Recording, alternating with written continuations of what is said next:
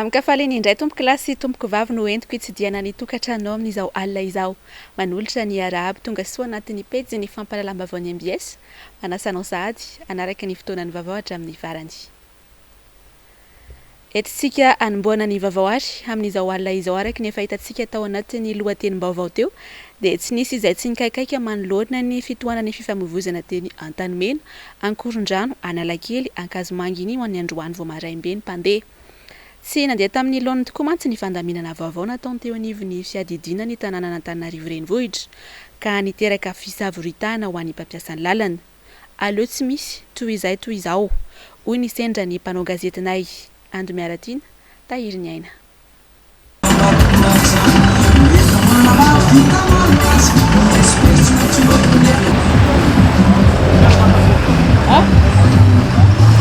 Vao maika nampikorotana ny fifamoivoizana ary niteraka fitohanana lavareny ny fampiarana ny lamina napetraka ny teo anivon'ny komina Antananarivo renivohitra mahakasika ny rond-point etsy Antanimena androany. Tsy nisy tsy nikakaiky ny mpampiasa lalana rehetra tamin'ity andro voalohany ity. Veriteny andalana avokoa ny fotoana, tsy ampy ny fanentanana, teny ampandehanana avokoa vao samy mahafantatra ny lalan-kalehany rehetra, na izany taxi be na fiaran'olon-tsotra hatramin'ny mpandeha tongotra iandry busy. Tsy mahavaolana hoy ny mpampiasa lalana. Vao maika azy hiteraka fikorotanana raha io no ampiarina, indrindra rehefa akaiky fidiran'ny mpianatra eo. Ionko amin'ny radio fotsiny ny areny bus no miovaova any, dia izao mihitsy zao vao mandalo eto. Dia gaga fotsiny inona daholo reto polisy be tabe reto. Ny embouteillage aloha misy, hatrany amin'ny Masay any, hatrany amin'ny alehako any, hatreto. Aloha izy ohatran'ny vaovao be aminay. Le voyageur tsy mahalala le arrêt. Dia lasa izany tabatabahy le voyageur. Sady lany carburant zay zany no lany fotoana. Tara amin'ny mpianatra, tara mampiasa embouteillage vao may ohatrany be dia be ohatrany tsy vahaolana mihitsy. Ohatra zaho zany tomobilako naka mpianatra aty ambony dia maka mpianatra ary ambany dia napetrako any ambany dia mandeha tongotra. Dia inona moa ny dikany? Mandeha tongotra indray ilay ankizy nefa ilaina amin'ny tomobila lany fotoana sy carburant fotsiny. Fianarana be zany le izy vao mety tafapetraka. Ny panneau moa tsisy, ny signalisation tsisy marquage, tsisy ninona ama polisy no marquage eny. Tsy ho tafavoaka le izy satria izao ary tsy mianatra amin'ny mpianatra misahodaka ny olona frustré amin'le zava-misy. Matsiana hoe misy mpianatra dia tsy ho tafavoaka zany fijeriko anazy. Fa raha ohatra hoe taona zao le fampiarana ka hoe tato ny zavatra tsy nampirindra le izy dia verenana dia mety hiva ny olana. Fa raha ohatra hoe efa hita fa io le izy fa fanovana le izy dia tsy maintsy atao mety tsy hiva ny olana.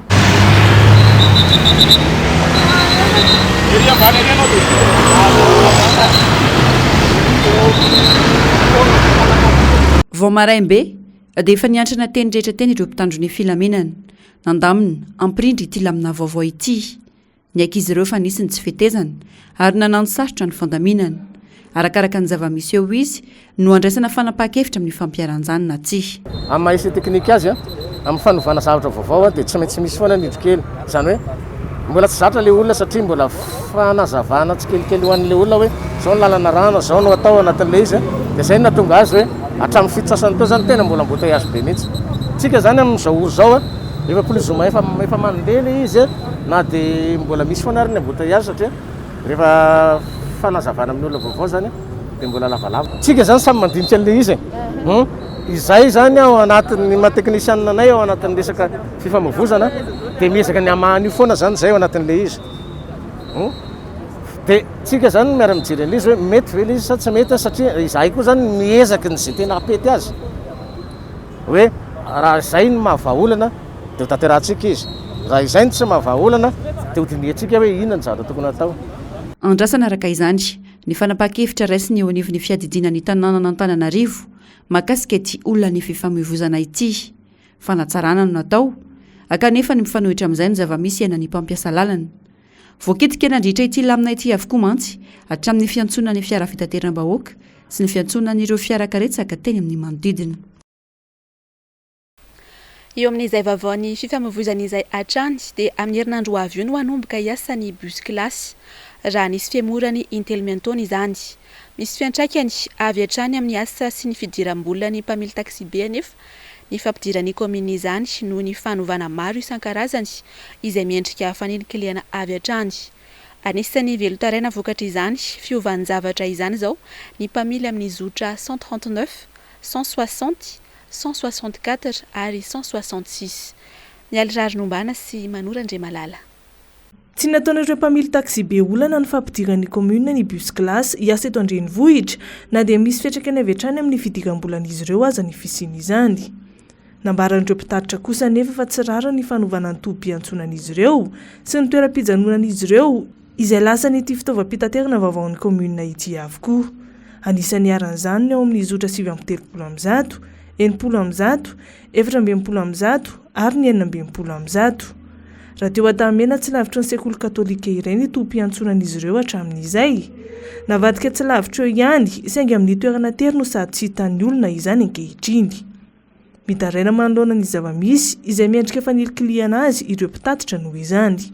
Dia atahoranay le faninana aminy fa fananana madio tokony ataona. Ohatra zao tsy mifoana le ariana ery ambanidia dia nefa zay tokony hoe mba hisafidy eo le olona zany misy ny 500 dia misy ny 500 sy arivo. Fa tsisy resaka hoe le bus classe amenao toerana manokana dia saramba be mbahoaka amin'ilay 500 amenao toerana manokana. Zao zao na sécurité eto amin'ny alina zao le mpandeha efa tsisy satria tsisy jiro tsisy ninona eto. Hoe ino ny ampivavo embouteillage. Ny embouteillage anie misy foana io e. Lo semba be mihitsy amin'ny fidiram-bola naiky na le olona amin'ny arrière zao lasa mifindrafindra be dia tsy fantany tsony aiza ny bisy andehanana. Dia traika aloha zany zao tsisy olona ny tôbila. Le izy zany raha hoe ampiarahana amin'ny bisy rehetra tsy mampaninona ihany izy ngera miaraka efa le mitsitokatokana tsy mety manimba le bisy ihany koa aloha amin'ny lafiny manaraka hafa. Le are zay tena principal n'le bus rehetra zao dia lasany le hoe ho alainao zareo ataony le bus classe daholo. Tena misy amin'le fanilihana anay hoe efa ety ny are dia tokony hoe eo ihany fa tsy ovaovaina ary tsy ovaovaina ary. Isaky ny hoe misy are alainy zareo zao dia mikorotana le bus mihamiana le fidiram-bola satria raha eo zao anao manantena efa misy olona tokony hoe alainao isaky ny hoe heure de pointe na heure creuse dia efa tsy anao tsony fa any amin'ny hafa indray ianao vao mahazo olona. Tokana ny vahaolana angatan'ireo mpitatitra ireo dia ny amerenan'ny commune ny zava-drehetra amin'ny laoniny. Tsy tokony isy hoy izy ireo ny tombo sy ala satria samy mitady. Nambaran'izy ireo ihany koa fa ny amin'ny zavatra tsy lara-pahamehana trano no iazakazahan'ny fitondram-panjakana kanefa ny resaka sosialy sy ny vidim-piainana izao no tena maharary ny vahoaka malagasy. Miverina amin'ny laoniny ihany aloha rehefa miverina rehefa miaina tsara ny kibonay na ho asiny amin'ny ara-dalàna sy ny anina ary zay tsy problème fa ny sakafonay mbola sakafo ambany fotrany amin'izao. Ny anay zany aloha le kapoaka mihitsy no tokony amboarina tsy le kapoaka manara-penitra fa le fidiram-bolanay mihitsy no tokony amboarina. Atao miasa malalaka izay dia tsy maninona eo. Tsy ireo mpitatitra ihany no nitaraina vokatry ny fanovana misy ataon'ny commune Antananarivo renivohitra fa fanatra amin'ireo mpandeha ihany koa. Tampoka ny fanovana ary tsy mba misy akory ny fampahafantarana mialoha hoy ny nambaran'ireo olona. Fanontaniana mipetraka hatrany hoe tena fitsinjovana ny voaka malagasy tsy nikaravaka tokoa ve no nanaovana ity bus classe ity. Raha ny saran-dalan'ny fiara fitaterana io mantsy no jerena dia tsy ny sarababem-bahoaka no azaka izany. Ny vaovao ny fifamoivoizana izay hatrany fa ny tapatapany kosa indray dia zazavavy kely vao iray taona monja mpandeha bisikileta iray ary olona 4 no namoy any androany maraina vokatry ny loza am-pifamoivoizana ny tranga teny Andranovelona lalam-pirenena fa 4 iny. Taxi Borosy avy any Mahajanga hiazo ny renivohitra ity Tradozy ity. Raraky ny loharanom-baovao dia nifanena tamina camion ity fiara ity ary nisy mpitaingina bisikileta teo alohany. Tsy tafajanona ny fiara ka nifoaka ilay mpitaingina bisikileta teo alohany izay maty sy tradrano. Nivadibadika tany ankavian-dalana kosa ny fiara avy eo ka nampitombo ny isan'ireo olona maty sy naratra.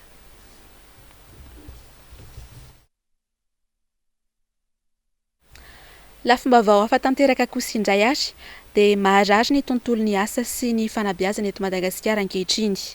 Toa tsy laharam-pahamiaina ho an'ny mpitondra intsony izany hoy ny olom-pirenena. Any ka ny tanora izay heverina fa hitondra fampandrosoana dia lasa vesatra ho an'ny fiarahamonina sy ho an'ny ankohonany fotsiny. Ando miaratiana, Tahiriny Aina. Ny 420 ny vahoaka malagasy dia tanora latsaka ny 520 taona avokoa. Lazaina fa ny tanora no avin'ny firenena kanefa tsy mifanaraka amin'izany zava-misy ainan'izy ireo ankehitriny. Na atao mban-javatra mihitsy aza, indrindra amin'ny lafin'ny fampianarana sy ny tontolon'ny asa. Maro ny tanora navita fianarana, mandany vola aman-karena kanefa tsy mahita asa. Ao ihany koa ireo nianatra, nanaraka lalam-piofanana iray kanefa tsy mifanaraka amin'ny anarana ny zavatra atao. Bentso anasa, nanjary lasa vesatra indray izy ireo noho ny tsy fisian'ny politika matipaika avy amin'ny fitondram-panjakana, izay isan'ny tompon'andraikitra voalohany amin'izany hoy ireo olom-pirenena sendranay. Ny tanora ihany koa tsy tokony hovariana sy antehitra amin'ny hafa fotsiny, fa mila mandray andraikitra amin'ny hoaviny. Problème eto amintsika ny fanjakana zany tsy dia miraharaha resaka hoaviny ankizy sy ohatr'izany na ny resaka fianarana ary ny tena tsy misy hoe tena tsisy tena hoe ohatrany hoe resaka teknika sy ohatr'izany zao dia tsisy mihitsy hoe fanohanana avy amin'ny fanjakana ave misy zavatra misy izy tokony hatrany amin'ny mpiandohana hatrany amin'ny bokely dia efa misy teknika tokony ho hain'ilay ankizy fa le resaka le fanjakana mihitsy zany na ny amin'ny fampianarana ny tena hoe tsy mandeha mihitsy politika fampianarana mihitsy zany no mila hoe tena hoe matoa mianatra ny ankizy dia tonga dia efa hoe misy zavatra raisina zany rehefa après mianatra fa tsy hoe mianatra ka afaka baky ianao dia tena tsisy ninina intsony rehefa tsy tafata vitsy le orinasa nefa le tanora mahibetsaka dia zay lasa tsy arakaraka le fahaizany zany ny zavatra ao ataony fa tsy izy raha mety manana diplôma ambony be izy nefa mivarotra ny ataony dia tsy mifanaraka amin'izay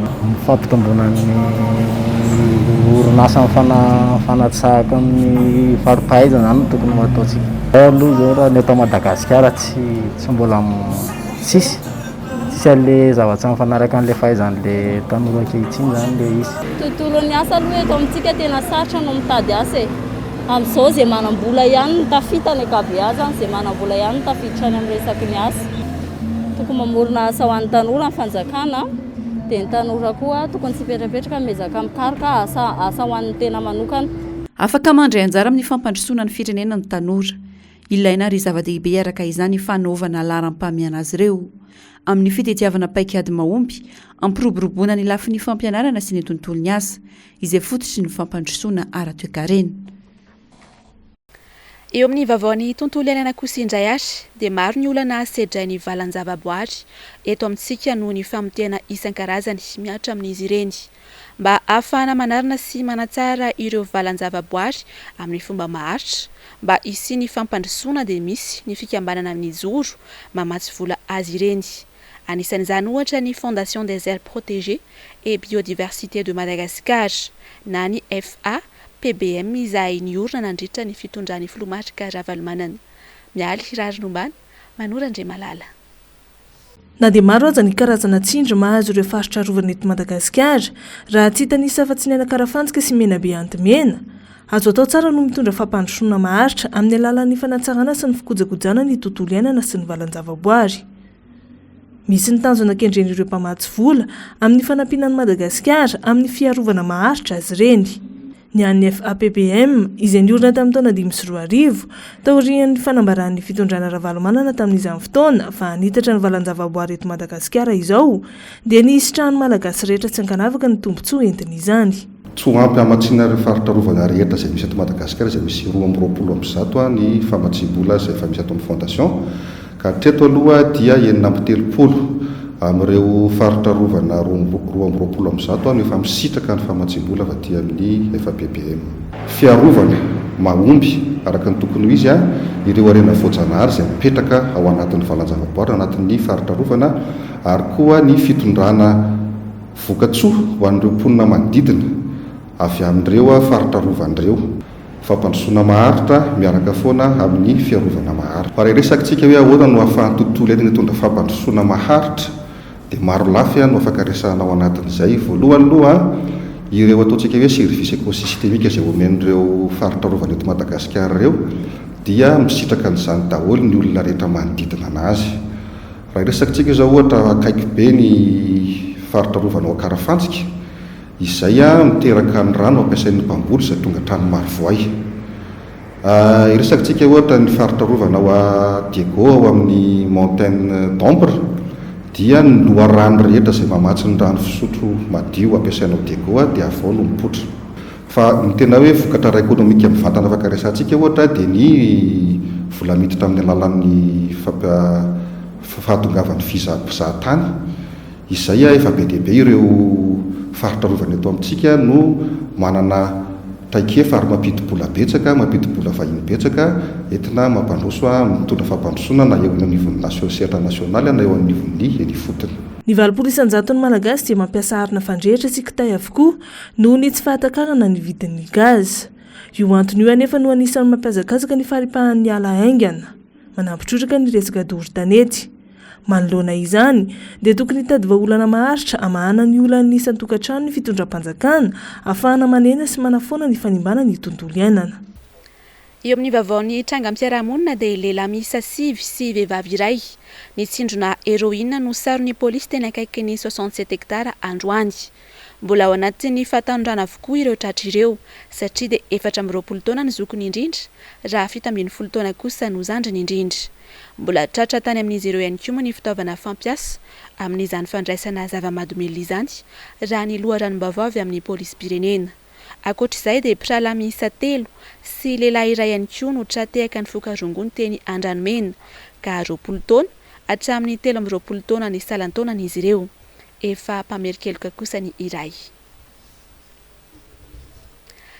Isan'ny vaovao songadina tao Côte d'Ivoire omaly ny fihaonan'ny filoha teo aloha Laurent Gbagbo sy ny filoha ivoiriana ankehitriny Alassane Ouattara.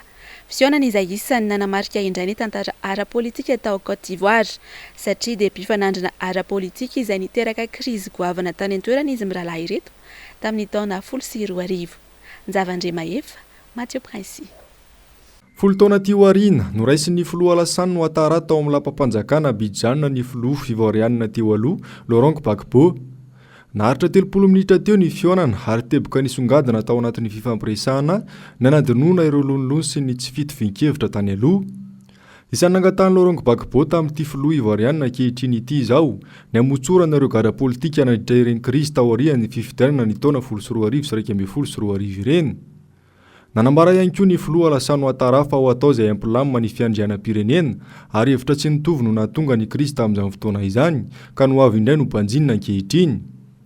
Ratsahivana dia ny 20 novambra taona 2020 izy mirahalahy ireto no nihaona farany rehefa nifandona tamin'ny adevitra tamina fahitalavitra iray tao Côte d'Ivoire andro vitsivitsy tao alohan'ny fihodinana faharoa ny fifidianana ho filoham-pirenena.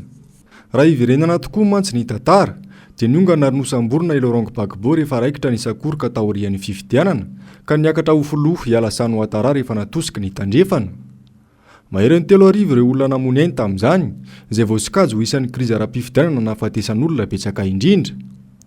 Ny volana martsa moa no nahafahan'ny fitsarana iraisam-pirenena tamin'ny fanenjehana azy ity filoha ivoiriana teo aloha ity ka ny 17 jona lasa teo no tonga tanindrazana ary izao nitafany vantana tamin'ny mpifanandrana aminy teo aloha izao indray. Izany eo amin'izay maresaka iraisam-pirenena izay hatrany isika dia anatin'ny ady tanteraka amin'ny Covid-19 amin'izao no anatanterahina ny lalao olimpika ao Tokyo. Tao anatin'izay 4 andro nanomboan'ny fifaninanana izay mantsy dia niakatra avy roenty ny isan'ny tranga vaovao tany an-toerana. Nisy araka izany ny fanentanana sy ny fepetra noraisy ny Prime Ministre japonais manoloana izany. Nzavandre Mahefa sy Mathieu Princy hatrany. Nanentana ireo mponina tao aminy androany ny Prime Ministre japonais hanaja tsy akany sy andavany ireo fepetra ara-pahasalamana mba tsy hampirongatra ny valanaretina Covid-19. Isan'ny nambarany tamin'izany fa tokony any atokantranony avy ny tsiraray no anaraka ny lalao amin'ny alalan'ny fahitalavitra. Miantso ny vahoaka ihany koa izy ampitsahatra ny fivezivezena amin'ny tsisy antony. Tao anatin'izay herinandro latsaka nanomboan'ny lalao olimpika tany an-toerana izay tokoa mantsy tafiakatra avy roeny ary nahatratra isa ambony indrindra na rekord tamin'ny tranga vaovao ny valanaretina Covid-19 tao Tokyo. Hatramin'ny omaly talata ohatra dia nahatratra 8,703 ireo olona vaovao vao marina fa mitondra ny tsy mikaretina. Tranga vaovao izay mbola tsy nisy tao Tokyo nandritra izay nisia ny valanaretina izay. Nanamafy kosa nefa ny Prime Ministre japonais fa tsy atao anakana ny fizotry ny lalao olimpika izay efa mandeha any an-toerana izany. Araka ny tatitra trany, mbola ny 5,5 mponina ny Japon amin'izao no efa vita vaksiny. Misy hatra kosa nefa tatoato ny fanaovam-vaksiny any an-toerana noho ny fisian'ny lalao olimpika fa eo ihany koa ny olana eo amin'ny fanafarana sy ny famatsiana izany.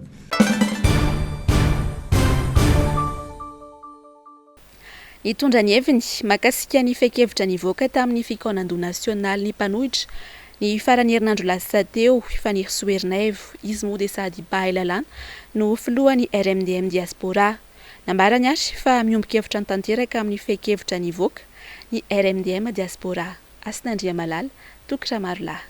Mbola miteraka resabe ny anivon'ny fiarahamonina eny ankehitriny ireo teboka ny vohitra tamin'ny fikaonan-doha nasionaly nataon'ny mpanohitra ny farany herinandro lasa teo. Ho an'ny filohan'ny RMDM diaspora dia mazava fa ankoatra ny fialan'ny filohan'ny repoblika dia anisany tokony irosona ihany koa ny fangatahana ny fanesorana ireo mpikambana anatin'ny fitsarana avo momba lalam-panorenana ankehitriny. Ka eto aloha zany ty fitsarana avo momba ny lalam-panorenana izay feno mpikambana no tendren'ny mpitondra ankehitriny amin'ny ankamaroany ary izay fantatritsika hoe tonga dia fantatra fa hiandany avy hatrany amin'ny fitondrana ninona voakany eo na manamarina na manana ny diso ary eritreritra ry zareo fa ny anjara andraikiny eo dia manao caution morale na caution juridique ny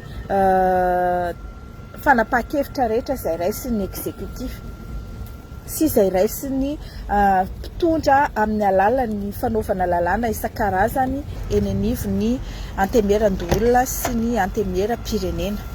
Izany zavatra any dia fifangaroam-pahefana tanteraka. Izany hoe mifangaro ny pouvoir exécutif, législatif ary judiciaire. Ka izay mahatonga ny hoe mila ravana aloha ty HCC ty dia ovana ny fomba fanendrena ireo mpikambana ao amin'ny HCC dia aleony fianakaviam-ben'ny fitsarana no ifidy izany. Lalam-panorenana Teryvaimanta sy Tefimaiky io lalam-panorenana amin'izao fotoana io ka tokony irosona ihany koa ny fanovana io lalam-panorenana io ka ny hery velona rehetra eto Madagasikara dia tokony andray anjara sy kandoa anome volavolan-dalam-panorenana vaovao ho hiatrany ny fanazavana.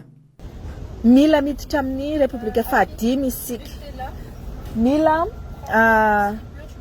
miditra amin'ny Repoblika fahadimy isika ary mila mandinika ny lalam-panorenana vaovao izay tena mifandraika ary mety amin'ny raha fiarahamonina malagasy, mety amin'ny vahoaka malagasy ary lalam-panorenana izay andraisan'ny rehetra anjara fa tsy lalam-panorenana hoe natao Teryvaimanta ho lanin'ny vondron'olona vitsivitsy fotsiny ary tsy ho atao ampahamena hoe atao koropaka ihany koa. Fahatelo takina ny fialan'ny mpikambana ao amin'ny fitsarana avo momba ny lalam-panorenana ka soloina mpikambana vaovao izy ireo izay ny mpitsara no hifidy azy araka ny traikefananany mba ho tena haleo tena ary miaraka izany koa dia apetraka ireo rafi-pitsarana maleo tena. Io zany dia milaza hoe ny HCC na Haute Cour constitutionnelle na ny fitsarana avo momba lalam-panorenana ankehitriny dia tsy ananan'ny olona fatokisana mihitsy na ny kely ary. Ary efa hitantsika moa ny zavatra nitranga teo aloha fa dia ny décision izany hoe ny fanapahan-kevitra izay avoakan'ny HCC no mitondra ataontsika hoe misele mamatotra ny hoavin'ity firenena ity. Na mety na tsy mety ny décision raisiny eo dia iny no mamatotra ny hoavin'ny firenena na mandika lalàna izy na mandika lalam-panorenana izy na dia manao azy raisina fa tsy mitombona izy dia tsy maintsy ekena ilay satria tsy azo ivalozana dia tsisy ninina mahazo azy ireo.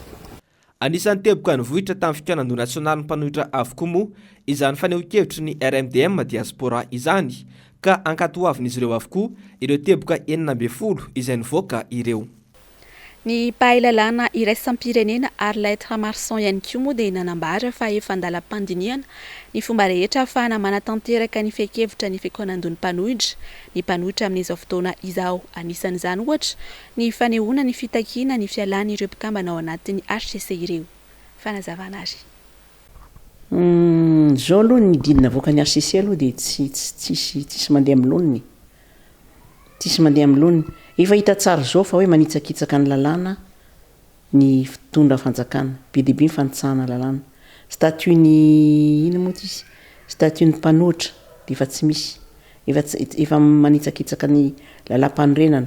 Ny chef de région manitsakitsaka ny lalam-panorenana be dia be mihitsy didy avoaka ny HCC manitsakitsaka ny lalam-panorenana. Ka noho izany izy faratapy tsisy tsy azo ivalozana moa voalaza ny izy faratapy ara manao zany ka tokony alana izy tsy fantatro na fomba hoana na fomba hoana fa mbola mandinika izahay fa anjaran'ny président filoham-pirenena eo atoerana no ijery an'izany akaiky dia akaiky dia manapaka ny amin'izany fa zay aloha ny fangatana nataon'ny RMDM misy fangatana hoe aloha tsara no tendrenao satria misy tahotra angamany hoe tsy dia mahay lalàna loatra angamany le olona ao misy voatendry ny assemblée nationale sy ny karazany dia mety ho izay ary zay natonga an'le hoe aloha tsara daholo ny ao ka na iza olona apetraka ao raha tsy olo-marina olona tia tanindrazana olona mahafantatra hoe izao no tokony atao dia tsy miova mihitsy nge le izy fa ny hevitray dia hoe misy ambadika izany rehetrarehetra zany dia misy le hoe miala ny président miala ny filoha satria izy tsy nany manendry ny sasany amin'izy ireo dia zay natonga an'le feteny sasany hoe miala ny filoha le an'le fangatana sasany dia mbola hodinina zany ahoana fanamboarana ireo zavatra rehetrarehetra ireo ahoana ny fomba fampandehanana an'ireo rehetrarehetra ireo fangatana rehetrarehetra ireo fa mbola hojerena hodinina ny fomba anaovana azy.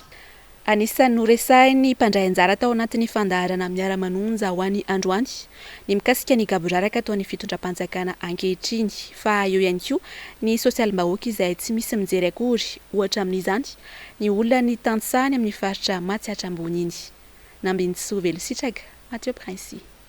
Latsaka Katerina tanteraka ny vahoaka malagasy tsy vaky-volo amin'izao fotoana izao any amin'ny fiakaran'ny vidim-piainana no tena hatsapana izany isan'ny lasibatra amin'izany izao ireo tantsaha any amin'iny faritra Matsiatra ambony iny manao maso be tsy mahita avy amin'ny fitondram-panjakana manoloana izany ho avy zao ny mahitany ho avy ny varatrandro moa izy ny fitenenana an'izay zany eo lafolafo kokoa zany ny vidim-piainana ka io zany ny mila tokony fehezin'ny fanjakana mialoha mahakasika ny vidim-piainana anisan'ny mampikaikaiky ny olona ihany koa am'izao satria raha jerentsika ny mponina ao Matsiatra ambony eo amin'ny valopolo isan-jato eo dia tantsaha mpamboly ny resaka vidin-jesika anisan'ny faritra mpamoaka bary ny faritra Matsiatra ambony raha tsy misy resaka zezika zay dia hitako hoe ho sahirana ihany ny tantsaha zay le hoe ataontsika hoe fiakaran'ny vidim-piainana zay marina hoe ny tantsahany taloha rehefa amin'ny fotoana fiakaran'ny vokatra izy dia mametraka manao tahiry izy dia any amin'ny fotoana mahalafo ny vokatra izy vao mivarotra fa amin'izao fotoana izao na ny vokatra any amin'ny tantsaha rehefa tsisy tsony zay ny hita hoe mafy mihitsy ilay vidy toy ny vokatra tokony atao masom-bolo no tao amidy ny zavatra atao masom-bolo satria fa izay ilay fiakaran'ny vidim-piainana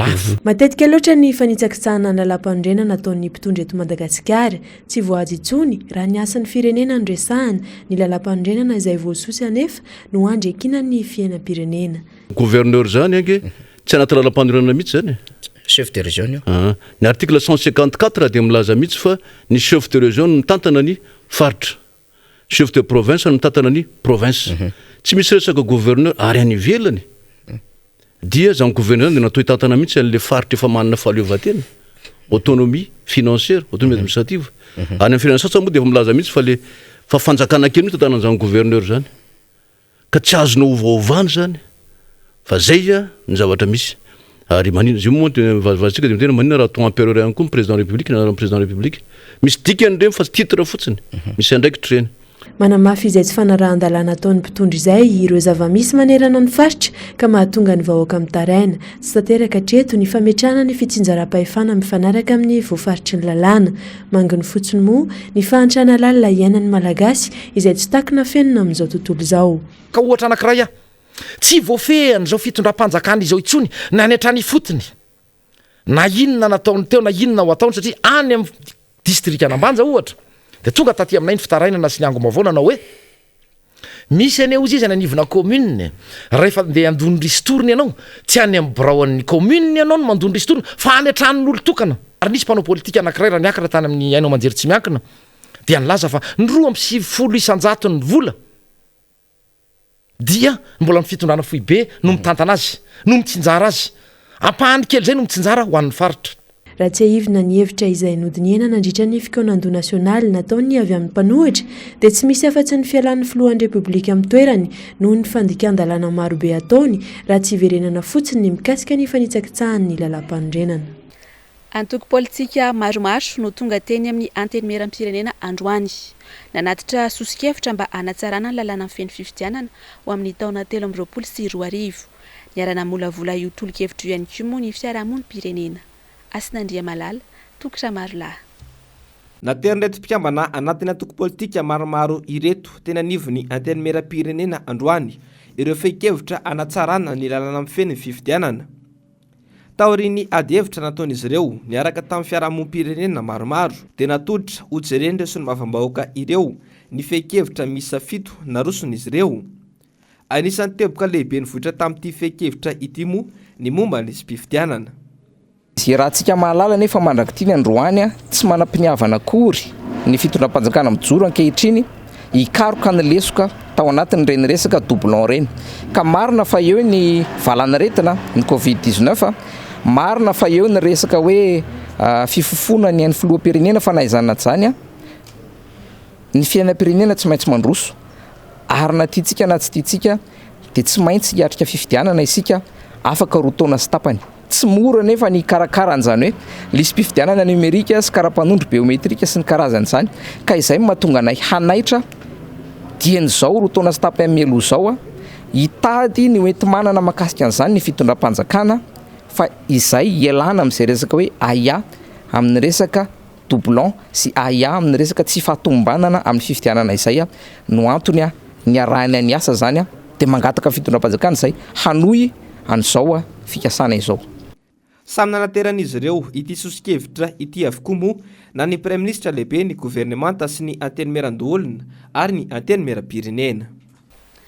Tsy hita be ihany izay tena ady ataony fitondrana izay tariny filoha-rajoelany amin'ny ady amin'ny firenena frantsay makasika indrindra ny fitakiana ny nosy manodidina ny Îles Éparses izany. Etsy ankilany anefa dia mandrangaranga ny frantsay fa azy ireo nosy ireo. Raha toka no lazain'ny filoham-pirenena fa ny 24 ny volana Jona teo dia efa azo ny Madagasikara izany. Charmano Menjanahary, Andry Rakoto Malala. Tsy nisangisangy ny firenena frantsay manoloana ny fametrahany sy ny fanehoany fa azy ireo ny Îles Éparses. Fantatra mako izao fa nandefa tafika na ireo antsoina hoe légionnaire indray ity firenena ity. Ny farany herinandro teo anampy ireo tafika izay efa misy ao an-toerany miaro sy miambina ireo nosy ireo. Andaniny anefa dia tsy hita izay etsika ataon'ny fitondram-panjakana izay manana maro anisana ao amin'ny antenimieran-dolona sy ny antenimieram-pirenena manoloana izao fihetsika ataon'ny frantsay izao. Nisy mihitsy aza ireo vondrana politika tonga nanatitra sosikevitra iadina amin'izany teny amin'ny ministera ny raharaham-bahiny. Volana vitsivitsy lasa izay saingy tsy tafiditra birao akory izy ireo.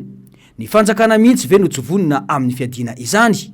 Raha nilazain'ny ministra ny raharaham-bahiny taminay rehefa niona taminay dia nanilaza izy ny hoe ny fifampidiniana teny an-dafiavaratra izany hoe tamin'ny 17 volana novambra 2024 dia nijanona satria aloha tsy nisy hevitra tapaka na hevitra niraisana tao satria zany ny fitondram-panjakana frantsay tonga dia miroso amin'ilay hoe endrik'ilay fiaraha-mitantana ho atao. Fa ireo le délégationna malagasy ireo kosa zany dia mbola nangataka ny hoe mila ekenareo aloha ny fiandriananay amin'ireo nosy ireo izany hoe mila eken'ny frantsay aloha zany no mahatsika andreo nosy malagasy ireo. Nijanona teo aloha ny dinika tsy mbola nitohy hatramin'izao ka ho anay le izy dia tsotra be isika ve Madagasikara ve dia ho ambaka ny Maurice satria tsy Madagasikara rery no manana nosy edina amin'ny vahiny be dia be zany hatrany Guadeloupe sy ny karazany resaka guerre de Malouine moa tsy iverena tsongo fa samy malala an'izay tsika fa le izy dia averiko foana. Le izy tena ho atao ve ty ady ty sa tsy ho atao fa ny zavatra averimberinay foana tokony ataony ny fanjakana voalohany raha hiady amin'ny frantsay hoany amin'ireo nosy ireo tsy tokony anyray na dia euro ray ary avy any aminy. Raha tsy ahivina dia ny filoham-pirenena io mihitsy no nanambara sy nilaza tamin'ny vahoaka malagasy fa mialohan'ny daty ny 24 ny volana Jona teo no iverina amin'ny Madagasikara ireo nosy ireo. Nisy mihitsy aza ny fanehoany fa ny fampiresaka ny tenany sy ny filoha frantsay tamin'izany fotoana. Ankehitriny anefa dia hita tanteraka fa fihetsika nanakona maso ny vahoaka malagasy fotsiny izany. Raha oviana zany izao fitondrana izao vao ilazany marina amin'ny vahoaka malagasy. Manoloana kosa indray ny famorina sy ny fiesika izay nataony teo anivon'ny ministeran'ny tafika malagasy dia mpanao politika iray no nitondra ny heviny momba izany ho an'ny androany. nambalany ary fa tsy misy afa-tsy ny firosona amin'ny repoblika fahadimy ihany no ahafahana mamerina ny asin'ny tafika malagasy. Charmano Menjanahary sy Andra Koto Malaladrany. Ny rantoranty indray ny fitaovam-piadiana sy ny fanehoana fahavononan'ireo mpitandro filaminana malagasy nandritra ny famorina nataon'ireo minisitra azy ireo ny fiandohany ity herinandro ity. Ho fiarovana ny filoham-pirenena no antony famorina raha ny fanazavana izay natao. Raha ny fihetsika sy ny fampirantiana aloha dia manana ny tanjany sy ny herin'ny tafika malagasy ary fitaovana tanteraka. Ny mahagaga nefa dia ny hoe inona no antony tsy hafehezana ny tsy fandriam-pahalemana manerana ny nosy. Raha toy izao tokoa mantsy no fihetsika mba hiadiana amin'ny tsy fandriam-pahalemana dia andry fahalemana tanteraka i Madagasikara sy ny vahoaka malagasy.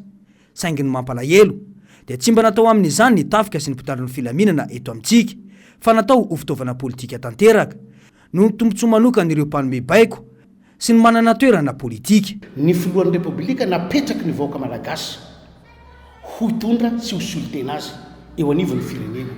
Fa le vahoaka malagasy zay ny fidy sy nametraka azy maty rava fanako tsy mahitaka zay lalako mana aiza ny tafika, aiza le tafika, zay no olana ka sanatria dia manamarina zay fikevitra resanay foana fa hoe lasa fitaovana politika le tafika raha ohatra ka lay olona zay napetraky ny vahoaka no arovana fa le vahoaka zay tompony fahefana tsy hoany. Zay le politika zany zay. Ka izay le tenenay hoe aoka ny tafika sy ny mpitandro filaminantsika tsy ho fitaovana politika ka hiaro ny tokana fa hiaro firenena sy ny tanindrazana ary ihainy vahoaka sy ny fananana. Zay ny antom-pisi ny tafika ary zay nanaovany fianianana. Fa reny zesta reny kosa raha ataon'ny tafika ho an'ny vahoaka malagasy dia akasitrana fena. Koa izay ny antsoko ireo manamboninahitra maro eto amin'ity firenena ity, zay manam-pahefana maro eto amin'ity firenena ity, raha isorakany andraikitrareo hoe hiarovy ny tanindrazantsika, arovy ny firenentsika, arovy ny vahoaka sy ny fananana fa lasaka akaterena ny firenentsika raha isonareo ny andraikitra. Raha ny vaovao azy moa dia efa maro ireo nosamborona manoloana ity raharaha ity. Ny mahalasa saina nefa dia ny hoe inona izany no tsy nahitany izao fitondrana izao ireo izay nanondrana ilay volamena 7 kilao sy ny tena tompony entana ireo. Efa nambaran'ny sekretera miadidiny gendarmerie mantsy fa efa indimy io tranga io kanefa atreto dia mbola tsy voasambotra ireo antsoina hoe gros poisson amin'izany. Sa ve tsy natao hiaro ny vahoaka sy ny fananany ny mpitandro ny filaminana eto amintsika fa natao ho mpiaro olon-tokana sy ny manam-pahefana ihany. Izao fihetsika izao mantsy dia mamerina tanteraka indray ilay endriky ny tafika malagasy tamin'ny taona 2004. Izay izany no mba hiaro ny vahoaka madinika. Isan'ny fehikevitra ny vahoaka nandritra ny kongresy izay nataony teo anivon'ny fanoherana ny amerina ny asy ny tafika malagasy. Ho any amin'ny faritra Ambatondrazaka iny kosa indray sika mahalanana ny fampalalamba-vao izao alina izao dia na dia eo aza ny olana ara-tsosialy sy ara-pahasalamana eto amin'ny firenena dia miezaka hatrany ny komina Bejoufo ao Ambatondrazaka mitady vahaolana entina ampandrosoana ny komina. Androany ary dia nisy ny fandrafetana drafitrasa izay ezahina ho vitaina ao anatin'ny 5 taona ka tetika saha misa 70 no ezahina ho atao ao anatin'izany. Niry Andriana Arvony. Raha mbola variana amin'ny politika politisianina ny mpitondra fanjakana ny komina Bejoufo niezaka nandrafitra ny drafitrasa ampandrosoana ny tanàna. Misa 70 ny tetikasa voarakitra ao anatin'izany drafitrasa izany izay ho totsaina ao anatin'ny 5 taona ka maro amin'ireo no miopana amin'ny fambolena sy ny fiompiana. Misy antomanokana ve ny nahatonga izay mamaly izay indrindra ny ben'ny tanàna ny komina ambanivohitry Bejoufo raha Andrianaivo Jean Baptiste. Ny antomanokana nahatonga an'izay zany rehefa nataony ny fanatona ifotony fizahana le zavatra tena ilain'ny vahoaka dia navoaka ny vahoaka mihitsy zany fa le fambolena sy le fiompiana ny tena lahara-pahamena satria fantatra ihany koa satria zany ireo zany ny vahoaka betsaka ao anatin'ny komina Bejoufo. Tena ihany ny mampafantatra fa efa hatramin'ny andron'ny fitantanana ny filoha teo aloha Marc Ravalomanana no efa nietsiketsika amin'izay lafiny fampandrosoana izay raha ny komina ambanivohitry Bejoufo manaprofo izany nefa fananan'izy ireo fotodrafitrasa maro na ara-panabeazana io na ara-pahasalamana. Fanambo ny ben'ny tanàna ao an-toerana raha temo no fitaratra manoloana ireo komina hafa manerana ny Madagasikara. izay vaovao any Ambatondrazaka izay ihany koa ary no manakatona tanteraka ny fotoana ny fampalalambavao tamin'izao alina izao. Mialohan'ny tena isarantsika dia mampahafantariko anao vetivety aloha ny fandaharam-potoana ho arahinao eto amin'ny fahita lavitra. Ho arahintsika ny Global News tahaka ny mahazatra, aorian'izay kosa ny fandaharana sahirana amin'ny lilira farala ka vahiny amin'izany Christian Ratovindraona, mpanolontsaina munisipaly ny tanàna n'Antananarivo renivohitra avy amin'ny Antokotiko i Madagasikara.